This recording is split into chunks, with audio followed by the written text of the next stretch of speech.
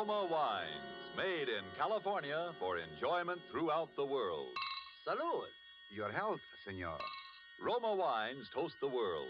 The wine for your table is Roma wine, made in California for enjoyment throughout the world. This is the man in black, here for the Roma Wine Company of Fresno, California, to introduce this weekly half hour of Suspense. Tonight from Hollywood, Roma Wines bring you Mr. Sonny Tufts in a suspense play that tells of a murder in Boston and of perilous adventure in Vermont's snow-covered hills.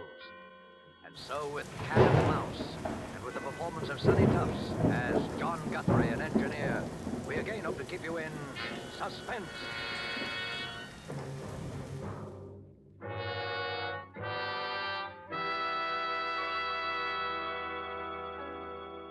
W1QXL, W1QXL, W1QXL. This is W1RBX calling W1QXL, W1QXL. This is WIR, Montcar, Vermont, calling and standing by. W1RBX, W1RBX. This is W1QXL in Boston, returning. Hiya, Guthrie, how you been? Signal's clear, good signal. Come in. W1QXL, W1QXL, W1RBX back. Hello, Lockwood. I'm fine. Signal's good up here. I got lots to tell you. Been trying to get in touch with you for the last couple of hours. Where you been? Out to dinner with Valentine? Go ahead. Sorry, Guthrie, I haven't seen Val today. She hasn't answered her phone. Guess she's awful tired of picking it up and hearing me on the other end proposing. Anyhow, I've been working hard. Oh, had a little excitement here at the laboratory an hour or so ago. Thought we had a prowler on the grounds. But guess it was a false alarm. Nerves, I guess. What's your news, Guthrie? I've got a bit for you myself, but let's hear yours first. Go ahead. Okay. Well, as far as I'm concerned, kiddo, you can set up a date for demonstration for the Army Signal Corps and the Naval Ordnance people just as soon as you like. We're in the clear now for keeps. I got the last bug out of the screen this morning, and it ought to make the prettiest little image you ever saw. If the brass hats put the steam on, I don't see why it shouldn't be in there fighting in a couple of months. Now, let's hear about you. Go ahead. Boy, that sounds great. Hold it, Guthrie. Something going on here. Keep listening. I'll be back in a second. Who is it? Who's out there? Who's there? Get out from there or I'll shoot. Come out. Stop. Stop. What is it, Lockwood? Howard, what's the shooting? Is that you coughing? Lockwood, is that you? Go ahead. Hello. Hello, Guthrie. I saw him that time. Almost got him with my rifle. Wonder what that guy can want. Well, I know one thing he's got, and that's a sore throat. Boy, did you hear that cough? Go ahead. I'm worried, Lockwood. Somebody must be getting wise to what we've got. We'd better arrange for more protection around the lab. Well, you've heard my say of it. How are you getting on with the blueprints? Go ahead.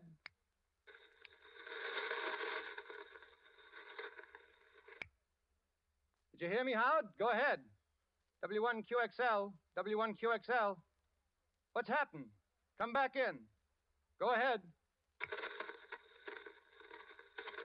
Hello.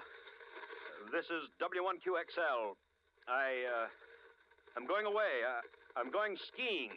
I'm going skiing up in Sunbury, Vermont at the Phoenix Hotel. The Phoenix. Have you got that, Frank? Frank?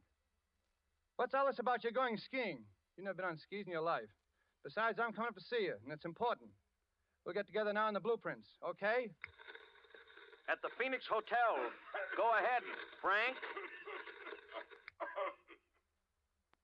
What's this gag calling me Frank? What's going on? I hear voices behind you. Sounds like interference. You all right? I say, are you all right?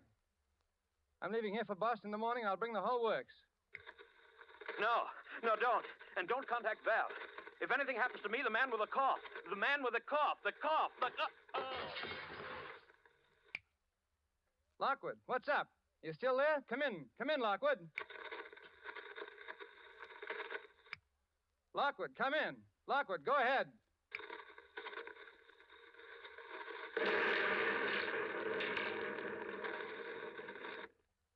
W1QXL, W1QXL.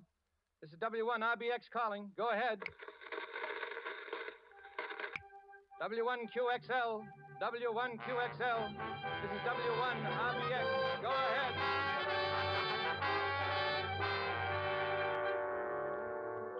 Tonight for Suspense, Roma Wines bring you as star Mr. Sonny Tufts, whom you have heard in the prologue to Cat and Mouse by Hugh Pentecost. Tonight's adventure in Suspense.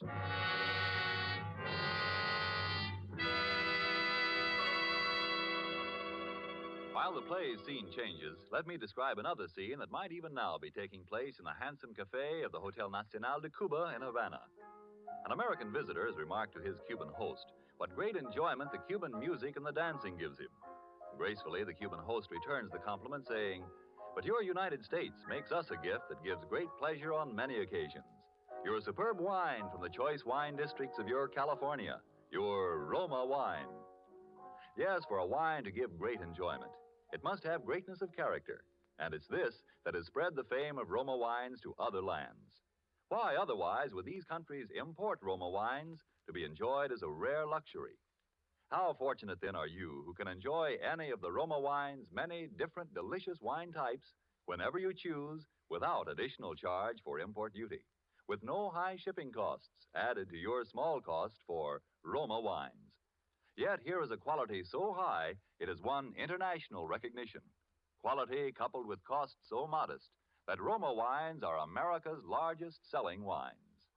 Why not make your own taste test of these good Roma wines and discover for yourself the fine wine qualities acclaimed by wine experts of many lands? I'll spell out the name for you. R-O-M-A. Roma wines, made in California for enjoyment throughout the world. And now it is with pleasure that we bring back to our soundstage our star, Sonny Tufts, as engineer John Guthrie in Cat and Mouse, a tale well calculated to keep you in suspense.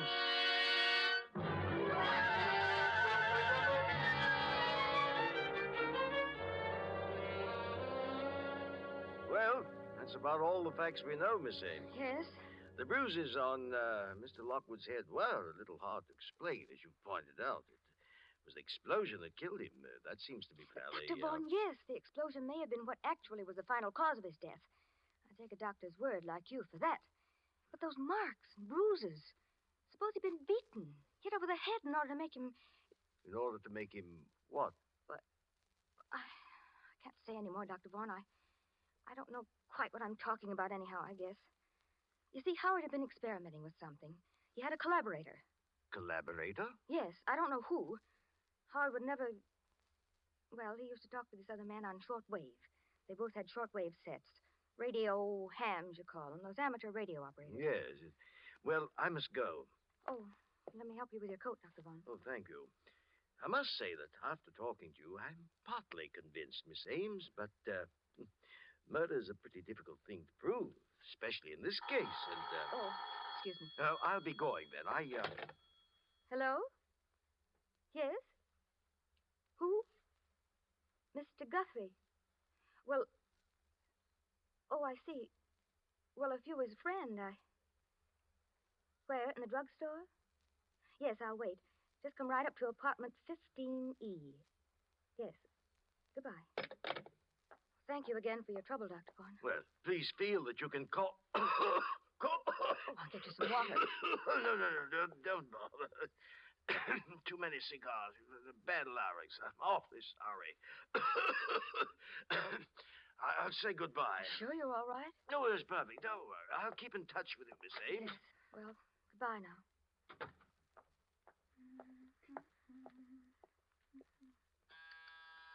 Oh, just a minute.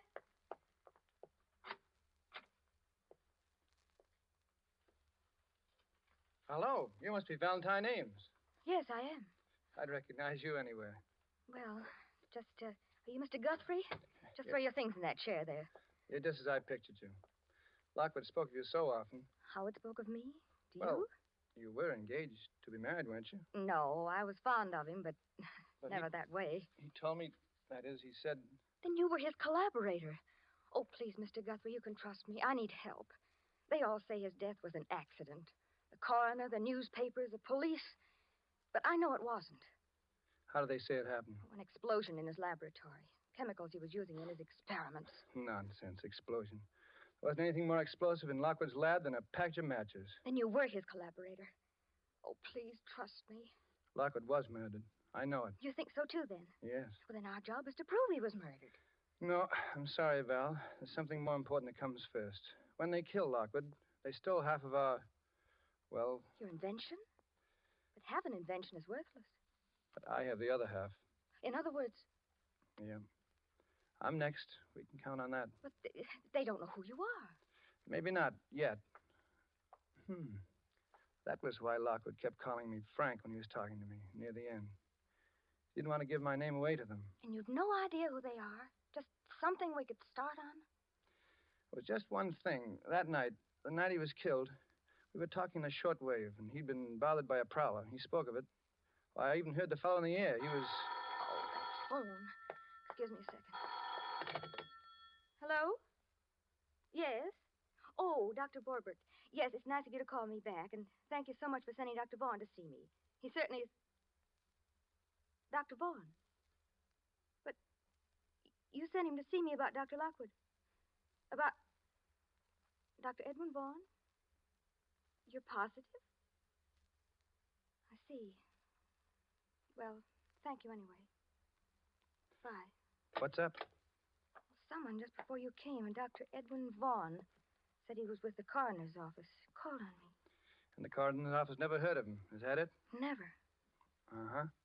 Well, who was he? I mean, what did he look like? Would you recognize him if you saw him again? Well, he was just a middle-aged fellow. Poor man had a terribly bad cough, one of the really hacking coughs. A cough? Yes. It's the same one. He came to Howard's lab the night of the killing. I heard him. You're sure? Positive. You see, it fits. He was looking for me. Figured I'd come here to see you. He wants my half an invention. Well, Val, they need what I've got, and I've got to get back what they've stolen, so... Where are you going? Skiing. What? I'm going back to Vermont to go skiing. I'll send you a card from the Phoenix Hotel.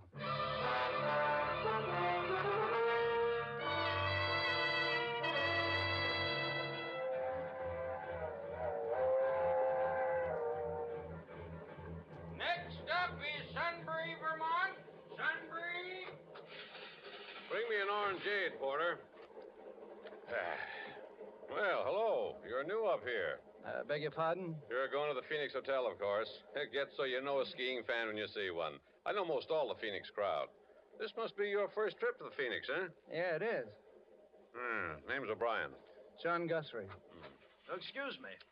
Do they serve drinks in this lounge car? Yes, they do. Yeah, you're new, too. Well, yes, I've only been in the States a few weeks. Oh, no. I mean new to our weekend skiing contingent. Skiing contingent? Yeah. Oh, yes. I'm O'Brien. This is Mr. Guthrie. What'd you say your name was? Well, I'm... Thanks, Porter, thanks. And bring me a couple more cigars, will you? Here, take one of mine while you're waiting, Mr. O'Brien. Oh, thank you. Now, that's what I like about the Phoenix crowd. They're sociable. Everybody pals with everybody else. Sounds very pleasant. Yes, I suppose so. Well, well, anyway, you wait. By Monday, everyone in the place will be calling you by your first name. Oh, really? Well, I guess I'd better be getting back to my compartment. Very happy to have met you, gentlemen. See you later. Weird duck. Unsociable like. Now, I always say, you take a fellow that don't mix. Be quiet a minute. What's the matter with you, Mr. Guthrie? You look like you'd seen a ghost.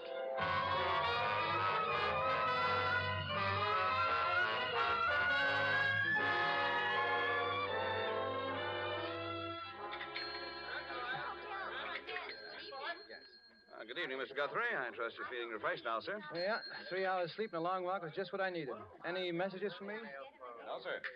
Good evening, Mr. O'Brien. Hello there, hello. Ah, there you are. I've been looking for you everywhere. Want to introduce you around to some of the folks here. Well, thanks, Mr. O'Brien. I would kind of like to get acquainted. Why, sure. Be sociable. You see the old lady in the wheelchair? That's Mrs. Garvey. Mrs. Garvey, eh? Yeah. They're new here, too. Legs paralyzed, poor soul. Always sits and knits. The husky man's her husband.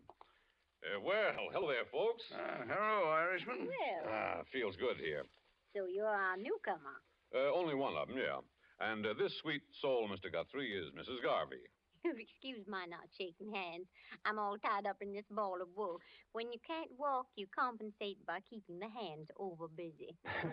Well, it's very considerate of you to make me feel at home here, Mrs. Garvey and Mr. Garvey.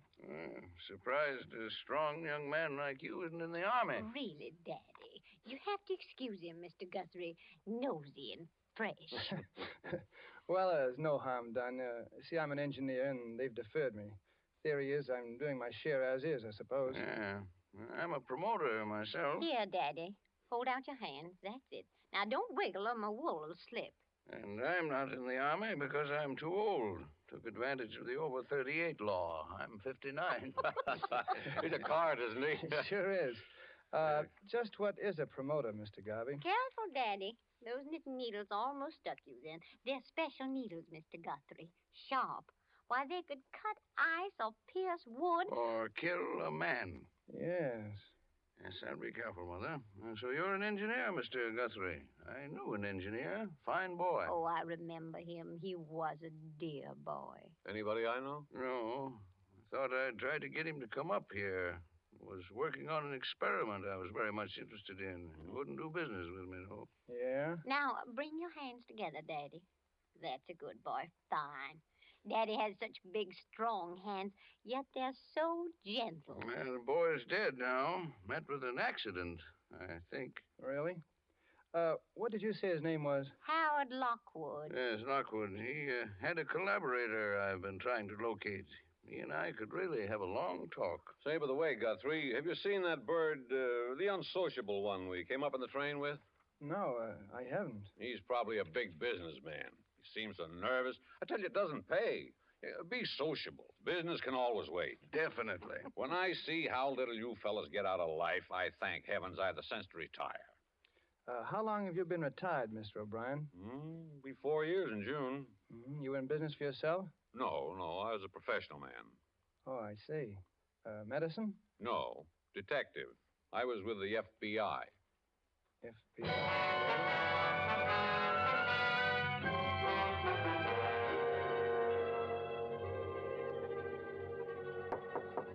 Come in.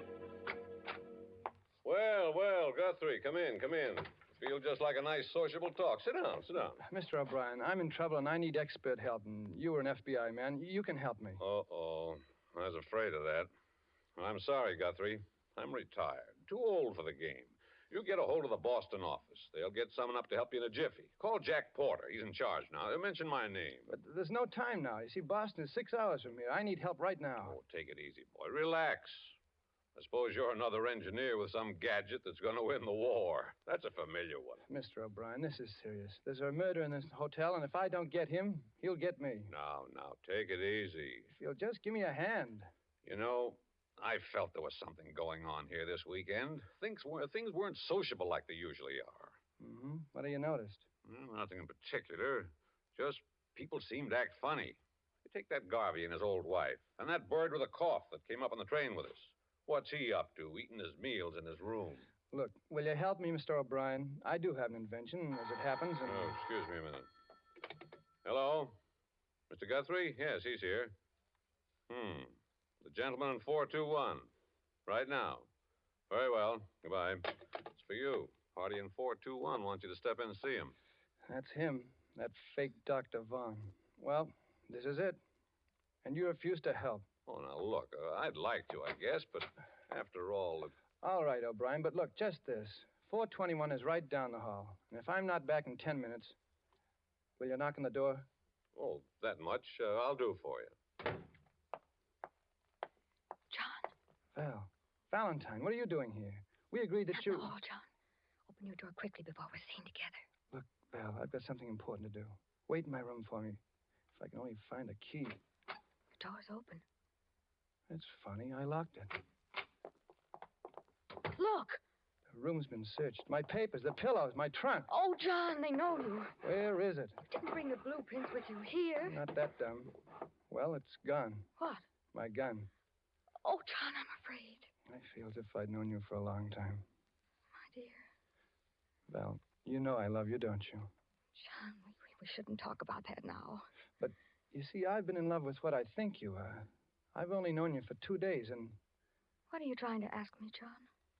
Why you came when we agreed that you shouldn't. Because I was afraid that you... And why I find you hiding near my door and find the door unlocked when I had locked it only 10 minutes ago, and then I come into my room and I find this. Oh, John, don't. Please don't. I came because I wanted to help you. I felt that if you were in danger, it wasn't right for me to stay home, safe, not knowing.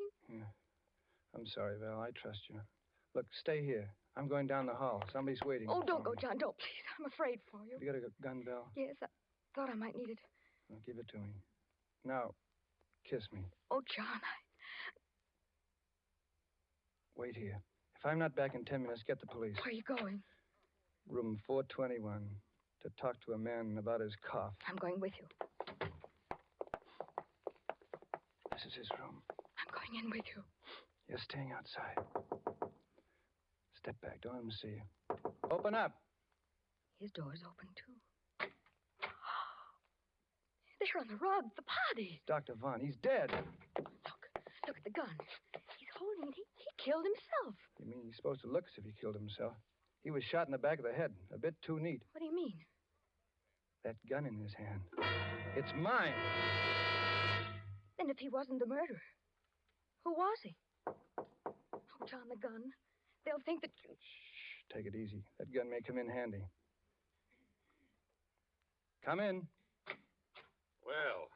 Oh, Brian, look here. What? This gun's mine. It's a plot to frame me. What? That's not your killer, Guthrie. That's Hilary Lawrence of Scotland Yard, assigned to this case because his government, like ours, is keenly interested in your invention. I should have listened to you before, Guthrie. You know about it then? I checked. Called FBI office in Boston. Talked to Porter. Yes, your Dr. Vaughan was Hilary Lawrence of Scotland Yard. He was the one you heard in Lockwood's lab the night he was killed. He must have got a little too close in the tail of the real killers. Mr. Garvey was... Well, I really don't know enough to talk. I better shut my big mouth. But I think I know. You know the killer? No, but I have no proof. Without proof, Guthrie, you'll be held for the murder of Lawrence. That's obvious. We've got to get our other evidence before someone finds the body. Yeah. You know, there must be a hideout around here they operate from. There's a cabin about a mile to the left from the top of the ski jump. I saw it one day when I got lost. I've got a funny hunch it might be the place. If we can get there and find something involving them before the hotel people find this body and arrest you, we'll be... Well, what are we waiting for? Come on, let's go. Come on back to my room, Val. See you downstairs in 5 minutes, O'Brien. If we don't find proof, John, what then? Then we get murdered or get held for murder.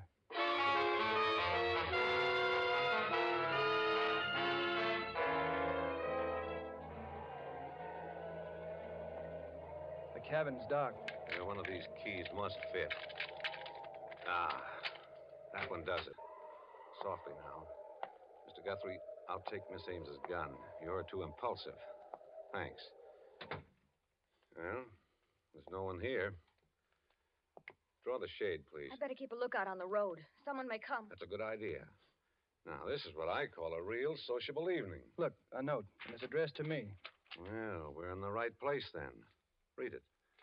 Guthrie, 200,000 in cash for your blueprints, and you can get the cash first, wherever you designate, with no questions asked as to what government gets them. Why those... Calmly, my boy.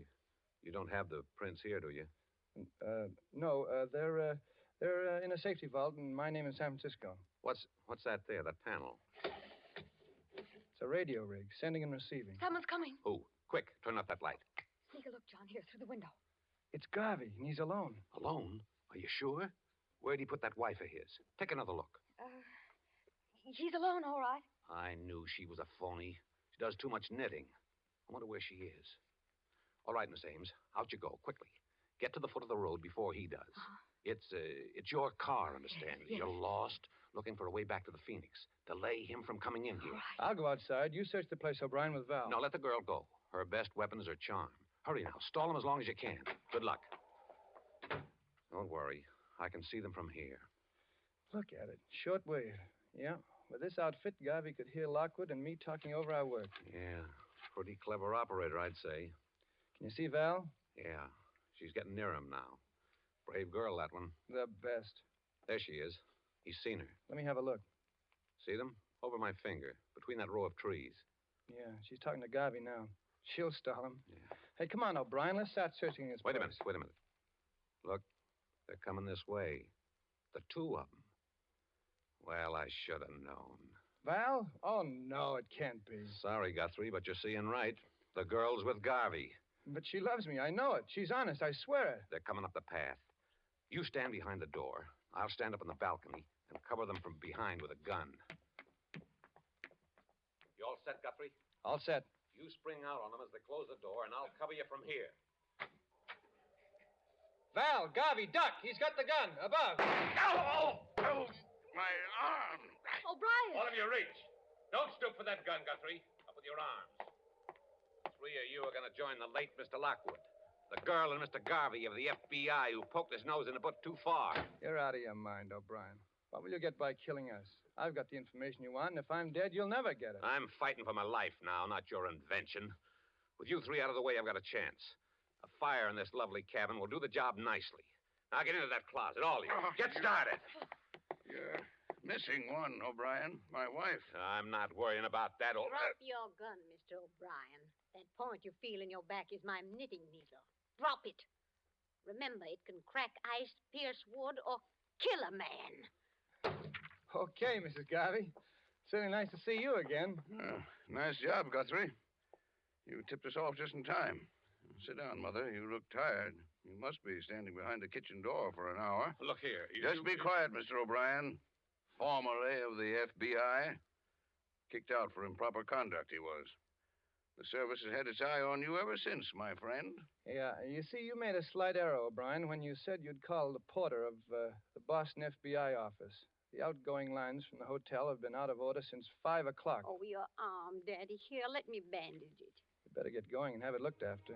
Oh, it's bleeding. I think I'm going to faint. Faint ahead, Val. I got a pair of arms that aren't doing a thing.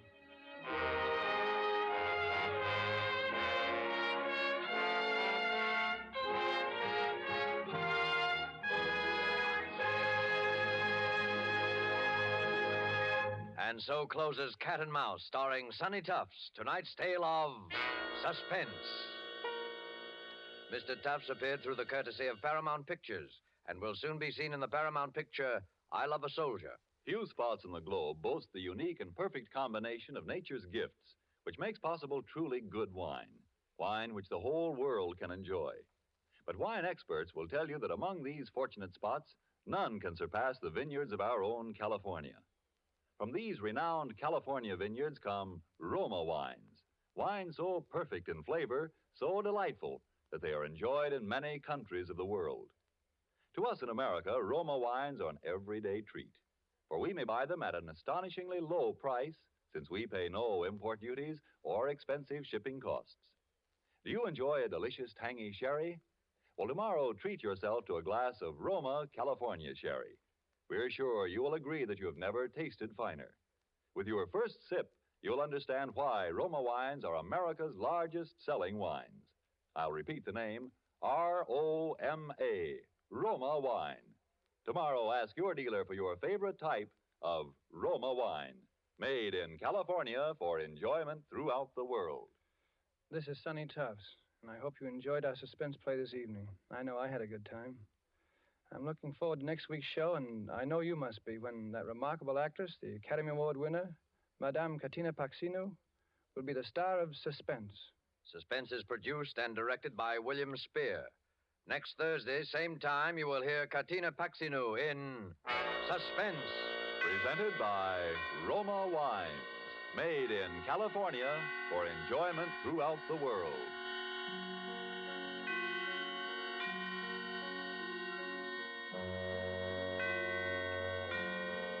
This is CBS, the Columbia Broadcasting System.